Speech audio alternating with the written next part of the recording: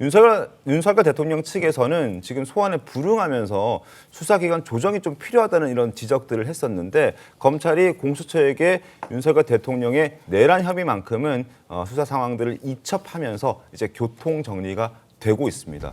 자, 공수처는 일단 내란죄 혐의 수사를 합니다. 윤석열 대통령과 이상민 전 행정안전부 장관에 대한 수사를 하고 그리고 검찰은 그동안 관련했던 계엄군과 관련된 수사들을 하기 시작합니다.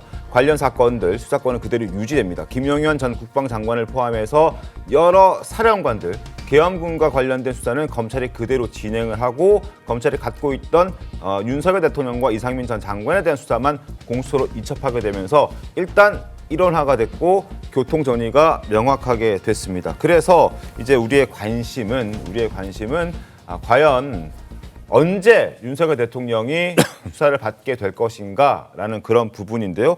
일단 오늘 오후에 석동현 변호사가 관련해서 입장을 밝히기로 했는데 그분을 저희가 좀 전망을 해보도록 하겠습니다. 더 이상 피할 수 없는 그런 상황이 됐거든요. 설정 변호사님 어떻게 될 것 같습니까? 이번 주 중으로 될 것 같으세요? 그러니까 아니 이 수사가 지금 어떤 군 개통이나 경찰청장, 서울지방청장까지 다 구속이 됐지 않습니까? 그러니까 하위 단위에서는 대부분 지시를 받은 사람들은 대부분 신병 처리가 돼 있어요. 구속이 돼 있거나 네. 아니면 조사가 돼 있거나 그렇다고 한다면 이제 남은 것은 한 사람밖에 안 남았어요. 대통령만 조사를 하면 됩니다. 네. 그 지시를 했다고 하는. 그러니까 특히나 이제 김용현 국방장관 이하의 어떤 군 계통에서는 전부 다 어느 정도 진술은 확보가 됐다고 저는 보고요. 그럼 마지막 이 진술을 어느 정도의 범위에서 대통령이 직접 지시를 했는지 아니면 네. 그런 계엄과 관련해서 사전에 얼마만큼 어느 정도 관여를 했었는지 이런 부분에 대해서는 지금 확인이 돼야 될 부분이거든요. 저는 이번 주 내로는 윤 대통령이 저는 조사에 임하셔야 된다고 보고요. 신병 처리도 저는 필요하다고 봅니다. 개인적으로는. 대통령이어서 뭐 현직에 있기 때문에 안 해도 된다는 말은 저는 해당하지 않다고 보고요. 특히나 이런 내란이라는 이 사안은 헌법에 정해져 있잖아요. 네. 대통령에 대한 불소추 특권이 있습니다. 네. 그 예외가 내란과 외환죄예요. 근데 이 사건에서는 내란의 혐의를 충분히 받고 있기 때문에 저는 신병 확보를 통해서 어떤 증거 인멸 또는 어떤 이 진술 맞추기 이런 부분에 대해서는 조금 수사기관에서 막아야 될 필요가 있기 때문에 저는 구속영장까지도 예상을 하고 있기 때문에 저는 좀 신속하게 됐으면 좋겠다. 지금 12월 3일 비상계엄 이후 또 탄핵 이후까지 아무런 대통령이 반성에 대한 어떤 입장이 하나도 없잖아요. 저는 그런 부분에서라면 신속한 조사가 이루어져야 된다 봅니다. 최 변호사님, 그 윤석열 대통령의 변호 대리를 맡을 걸로 지금 예상이 되고 있는 석 변호사가 오후에 기자회견 예고했는데 어떤 취지로 입장을 좀 낼 거라고 예상하십니까? 그렇습니다. 사실 지금 변호인 구성에 상당히 쉽지 않은 그런 상황인 것으로 알고 있습니다. 예. 이미 이제 수사와 관련해 가지고는 지금 석동현 위원장 같은 경우에도 동부지방검찰청이고 그리고 검사장 출신이고 네. 그 외에 여러 분들이 보면은 윤석열 대통령과 이른바 한솥밥을 먹은 검찰 출신 변호사님들하고는 상당 부분 어떻게 보면 변호인 선임에 성공했는 것 같은데 지금 같은 경우에는 어떻게 보면 탄핵과 관련해 가지고 행정법이라든가 아니면 탄핵과 관련되는 전문적인 어떤 지식을 가진 변호사를 선임을 해야 되는 그런 부분이 있습니다. 실질적으로 지금 헌재 라인과 또 수사 라인은 달리해서 변호인을 구성한다라고 얘기를 했기 때문에 아마 오늘쯤이면은 그런 어떤 전체적인 변호인단에 대한 어떤 그 말씀과 함께 네네. 향후 이제 헌법재판소와 지금 수사에 대한 대응에 대한 어떤 원칙적인 나름대로의 어떤 국가 원수로서의 의견을 밝힐 가능성이 높은 것 같습니다.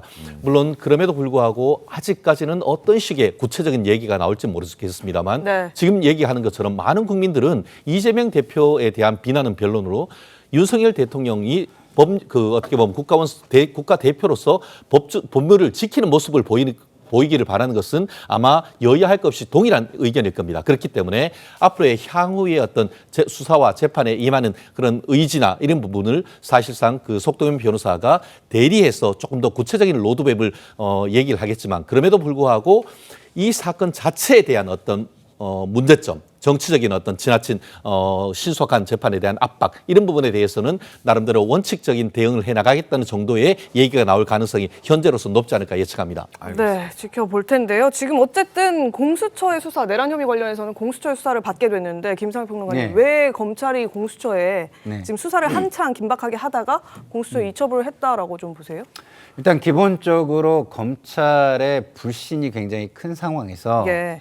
이게 만약에 그 지금 법원행정처장이 국회 나와서 또 무슨 얘기를 했냐면 영장 발부는 했지만 나중에 판단을 할 때는 이게 그 뭘까 수사 권한이 없다는 게 문제가 될 수 있다라는 말을 했어요. 근데 만약에 실제로 그래가지고 이게 공소가 뭐 기각이 되거나 이게 문제가 돼가지고 무죄 판결로 이어지는 상황이 오면 검찰은 그 비난을 진짜 어떻게 감당하기 어려울 것입니다. 그래서 그런 위험성에 대한 판단이 내부적으로 있었던 것 같고요. 그래서 일단은 본인들이 또 충분히 수사해 놓은 게 있으니까 그런 것들을 공수처에 넘겨줘서 추가 수사를 하고 그 후에 또 기소를 하기 위해서 자신들에게 이게 또 다시 돌아옵니다.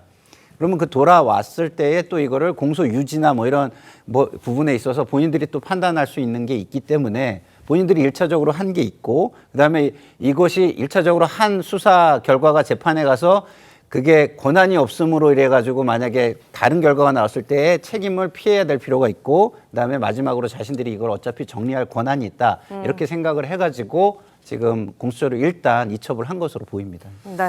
정광재 대변인님, 네. 일단 뭐 가정이긴 합니다만 윤석열 대통령이 검찰총장 출신이고 중앙지검장을 역임했던 사람이기 때문에 검찰에 출석하게 됐을 때 중앙지검으로 출석해야 되는 부담이 있는 것이고 네. 혹시 공수처로 출석하게 된다면 정부 서울청사로 출석하게 되는 거라 그런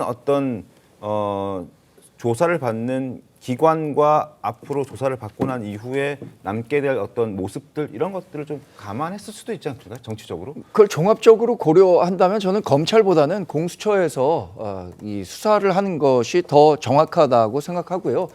검찰이 수사를 계속 진행할 경우에 일반 국민들이 갖고 있는 지금 앵커께서 말씀하신 검찰총장 출신의 대통령을 검찰이 얼마나 제대로 수사할 수 있을 것인가라는 데 대한 의구심이 발생할 수 있기 때문에 그리고 법 체계 내에서도 지금 공수처가 수사를 하는 게 옳다는 판단을 했기 때문에 이루어진 것이고 저는 무엇보다 강조하고 싶은 건 이 재판 일정과 관련해서는 재판을 받으려는 사람의 의지가 중요한 것 같습니다. 지금 이재명 민주당 대표나 윤석열 대통령이나 똑같은 재판 지연과 관련한 전략을 실제 실행에 옮기는 것으로 인식이 되고 있는 거잖아요.